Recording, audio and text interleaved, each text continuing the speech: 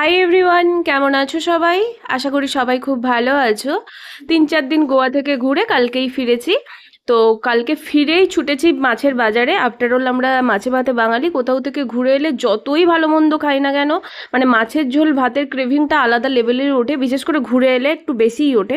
তো কালকে বিকেলবেলা গিয়ে আগেই মাছের বাজারে গেছি। তো মাছের বাজারে গেছিলাম কল্যাণ মার্কেটে। তো ওখানে একটা ফিশ মার্কেট আছে, খুব ভালো মাছ পাওয়া যায়। তো প্রথমেই কি নিয়েছিলাম এই 1.5 কেজি সাইজের একটা কাতলা।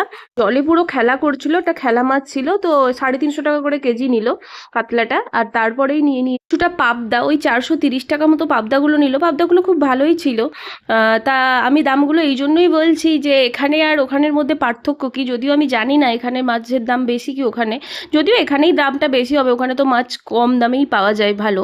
আপনারা জেনে থাকেন অবশ্যই আমাকে কমেন্টে জানাবেন ওখানে কাতলা কিংবা পাবদা মাছের দাম কত, বা অন্যান্য মাছগুলো যেগুলো আমি দেখাবো সেগুলোর দাম কতটা দামের ফারাক সেটাই জানার।